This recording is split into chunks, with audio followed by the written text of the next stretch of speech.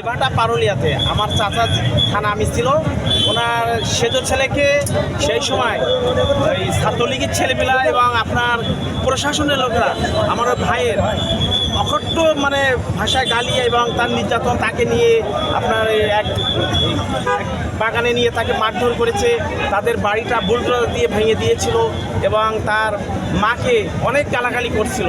সে কেউ বাইরে থাকতো, তো হঠাৎ করে ভাত খাচ্ছে একদিন সন্ধ্যাবেলা ফোন আসছে, পুলিশ আসছে, কিন্তু দৌড় মেরে সেই মানে গাছে উঠে গেছি ভয়তে, আম গাছে। আমার বাবা ভাত খাচ্ছে, পুকুরে পড়ে গেছে, তারপর আমাদের কোনো ছাড় দেওয়া হয় নাই। আমাদের প্রতি এত নির্যাতন দিয়েছে ভাই, বলার মতো না।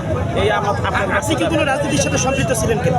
আমি আগে ছিলাম না, ছোটোবেলায় যখন লেখাপড়া করতাম তখন শিবিরের সাথে ছিলাম, মাঝে ঢাকায় ছিলাম। তারপর থেকে আমি আর রাজনীতির সাথে জড়িত ছিলাম না। ইদানিং আবার আল্লাহ রহমতের দেশ ভালো হতে আসছে। একটা রাতের কথা বলি, এই একদিন ওই আসবে আপনার রুহুল হক, তখন এমপি ছিল, তো ওকে আমরা আসতে দিব না।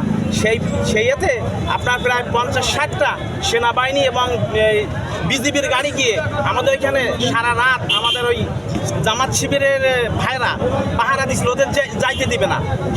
সেই সাথে গুলি করছে, এত পরিমাণ গুলি, আমরা শুধু স্লোগান দিছি আর ওর রাতে গুলি চালাইছে। আমার পাশে একজন ছিল, একটা মানে ঢিল উঠাতে গিয়েছিল, তা ওর নিশানা, পুলিশের নিশানা দেখে পিছনে একটা মোবাইল জ্বলছিল, ঠিক সেইখানে ওদের গুলি লাগছিল। সে এখনও প্রতিবন্ধী, তার নাম হলো বাবলুর রহমান ভেদল বলে সবাই চেনে। আরেকটা বিষয় শুনেছি